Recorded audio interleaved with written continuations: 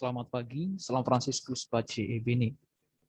Hari ini kita akan membahas materi tentang kesultanan-kesultanan yang bercorak maritim pada masa Islam di Nusantara. Dan yang menjadi fokus pembahasan kita pada pertemuan hari ini adalah tentang Kesultanan Ternate.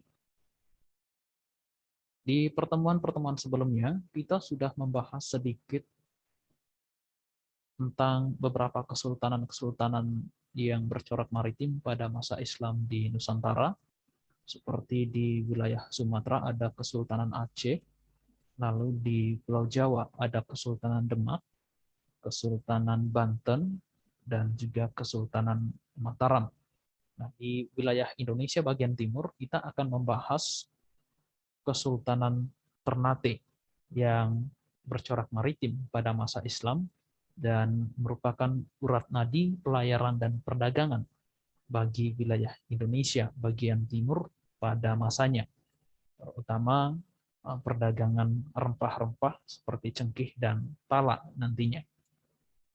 Yang menjadi fokus dan tujuan pembelajaran kita di Kesultanan Ternate ini adalah kita akan melihat bagaimana kehidupan atau kondisi politik pemerintahan dari Kesultanan Ternate, lalu bagaimana kehidupan atau kondisi ekonomi dari Kesultanan Ternate, dan kehidupan atau kondisi sosial dari Kesultanan Ternate, dan yang terakhir adalah kita akan melihat bagaimana kehidupan budaya atau pengaruh yang diwariskan dari Kesultanan Ternate ini.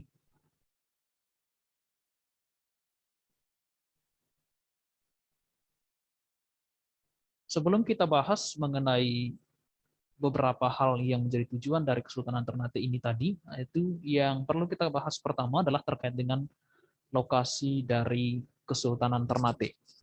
Letak Kesultanan Ternate secara geografis berada di Kepulauan Maluku antara Sulawesi dan Papua. Letak tersebut sangat strategis dan penting dalam dunia perdagangan pada masa itu. Jadi Kepulauan Maluku merupakan wilayah penghasil rempah-rempah terbesar sehingga dijuluki sebagai The Spice Island. Rempah-rempah merupakan komoditas utama dalam dunia perdagangan pada saat itu, sehingga setiap pedagang maupun bangsa-bangsa yang datang bertujuan ke Maluku adalah untuk berdagang terutama rempah-rempah tadi, yaitu cengkih dan pala. Dan ini adalah gerbang istana Sultan Ternate yang disebut dengan Ngaralamo di tahun 1930-an.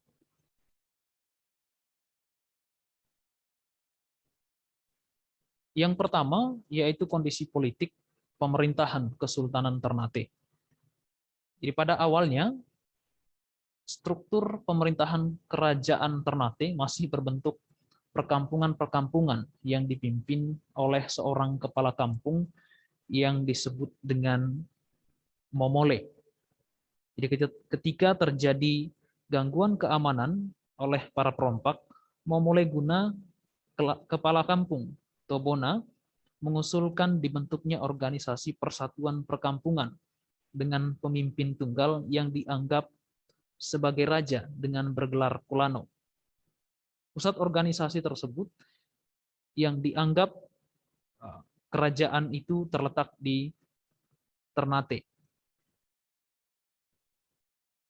Raja pertama yang telah bersatu dengan perkampungan lainnya adalah Momole Chiko dari Kampung Sampalu, yang dengan gelar Bab Masyur Malamo yang memerintah di tahun 1257 sampai dengan 1272. Jadi Malamo ini juga sekaligus menjadi raja atau kalau Kulano pertamanya.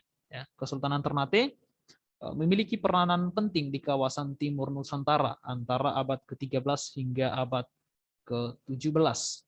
Pada masa jayanya, wilayah kekuasaannya ini mencakup wilayah Maluku, lalu Sulawesi Utara, Sulawesi Timur, dan Tengah, dan bagian selatan Kepulauan Filipina hingga Kepulauan Marshall di Pasifik.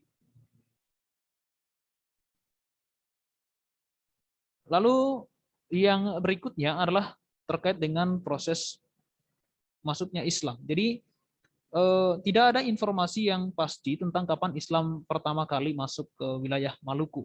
Ya, satu hal yang pasti bahwa Kesultanan Ternate resmi memeluk Islam pada pertengahan abad ke-15 ketika Kolano atau Raja Mahrum dari tahun 1465 sampai 1486.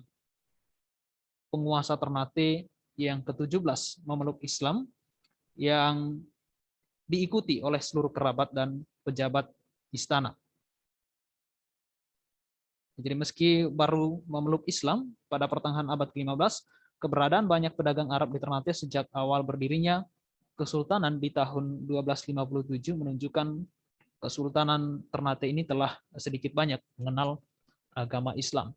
Nah, hadirnya Sultan Zainal Abidin yang memerintah di tahun 1486 sampai dengan 1500 yang merupakan putra Kolano Mahrum yang memerintah dari tahun 1465 sampai dengan 1486 yang merupakan raja pertama beragama Islam di Ternate.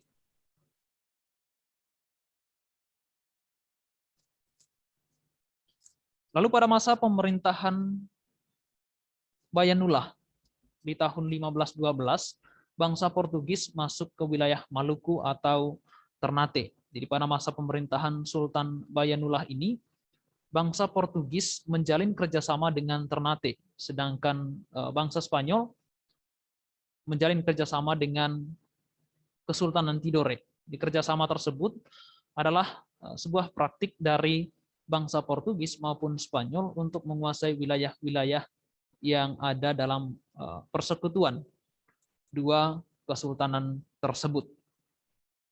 Nah, kehadiran Portugis dan Spanyol di Ternate dan Tidore membuat Sultan Hairun merasa tidak nyaman.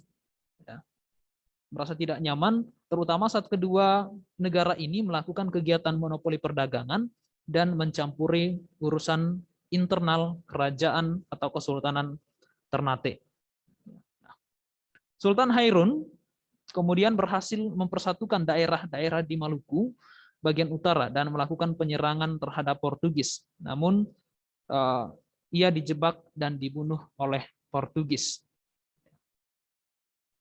Dan yang melanjutkan proses perjuangan dan perlawanan terhadap Portugis pada masa itu adalah putranya yang bernama Sultan Baabullah. Sultan Baabullah. Jadi Sultan Baabullah ini yaitu Sultan Ternate yang sangat terkenal pada masanya, kemudian melakukan perlawanan pada tahun 1570 dan berhasil mengusir bangsa Portugis dari Ternate di tahun 1575. Ya, Sultan Baabullah ini yang memerintah dari tahun 1570 sampai dengan 1538 memerintah kerajaan Ternate hingga berkembang pesat. Wilayah kekuasaannya membentang hingga ke Sulawesi, Bima, dan Mindanao atau Filipina. Sultan Baabullah ini mendapat julukan, yaitu yang dipertuan di 72 benua. Ya, dia merupakan sultan yang berhasil mengusir bangsa Portugis dari Ternate. Nah, untuk menjaga kepentingan dagang dari Kesultanan Ternate ini nantinya, kerajaan Ternate membangun persekutuan yang disebut dengan Puli Lima atau persekutuan 5 saudara yang terdiri atas Bacan, Obi, Seram, Ambon, dan Ternate. Dengan Ternate sendiri sebagai pemimpin dari persekutuan ini. Ini adalah lukisan yang menggambarkan kondisi perairan Kesultanan Ternate. Ya. Jadi kondisi perairan Kesultanan Ternate yang cukup ramai pada masanya dengan masuknya kapal-kapal dagang asing, baik oleh pedagang-pedagang Arab, pedagang-pedagang dari India maupun dari bangsa Eropa yaitu Portugis, Spanyol, termasuk juga nanti Belanda atau VOC.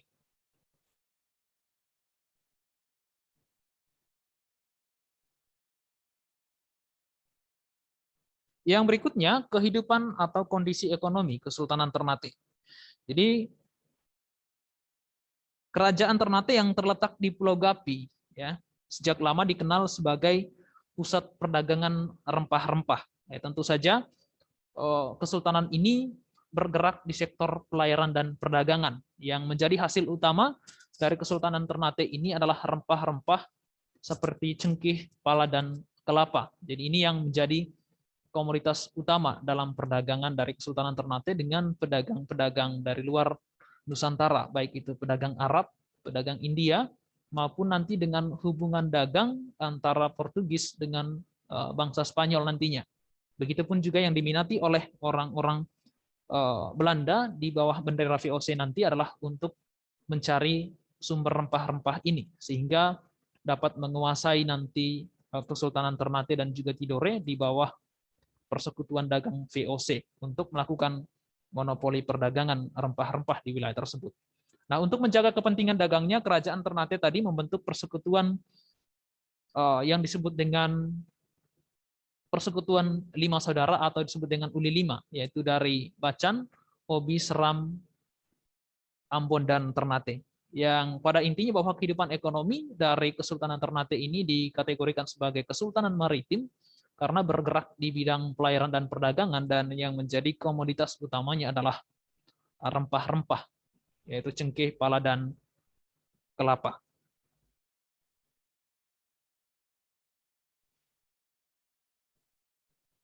Untuk kehidupan sosial dari Kesultanan Ternate, jadi pada masa pemerintahan Zainal Abidin, itu Islam berkembang pesat ya di Ternate ini. Jadi Sultan Zainal Abidin ini dikenal sebagai seorang sultan yang pernah berguru kepada Sunan Giri di Kesultanan Demak. Jadi Zainal Abidin inilah yang mengembangkan dan menyiarkan Islam di Kesultanan Ternate, yang dalam hal ini pernah berguru kepada Sunan Giri. Dan Sultan Zainal Abidin ini dikenal juga dengan sebutan Sultan Bualawa atau Sultan Cengkih. Di masa pemerintahannya, Islam diakui sebagai agama resmi. Syariat Islam diberlakukan dan lembaga kesultanan disesuaikan dengan hukum Islam, dan para ulama dilibatkan dalam setiap keputusan-keputusan di pemerintahan Kesultanan Ternate ini. Lalu pada masa pemerintahan Zainal Abidin juga, dia berhasil mendirikan madrasah pertama di Ternate, yaitu pondok pesantren atau tempat-tempat pendidikan yang bernuansa Islam.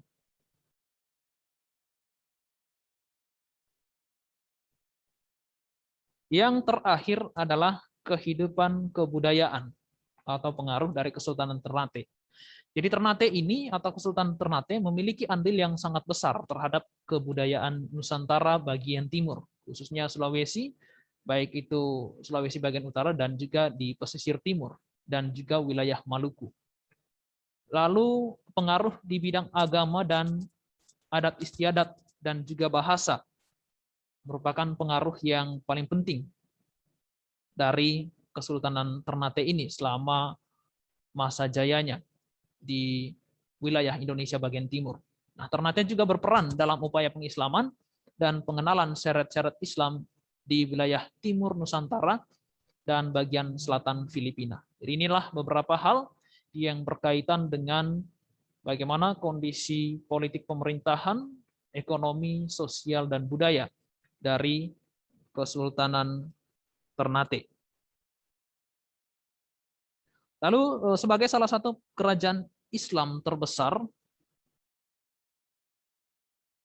kerajaan Ternate banyak meninggalkan hasil kebudayaan yang bercorak Islam. Ya, salah satunya adalah bangunan Istana Kerajaan Ternate dan Masjid Ternate.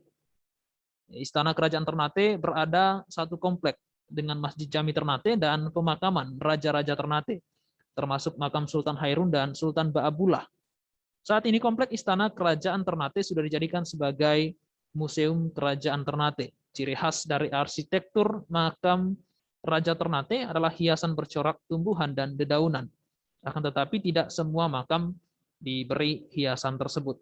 Selain bangunan-bangunan yang bercorak Islam, Peninggalan lainnya adalah benteng yang didirikan oleh bangsa Portugis dan Belanda ketika mereka berdagang di Maluku, yaitu Ternate dan Tidore. Contohnya adalah ada benteng Oranye yang dibangun oleh Belanda dan benteng Santa Lucia, lalu benteng Sao Paulo dan Santo Pedro yang dibangun oleh orang-orang Portugis pada masanya.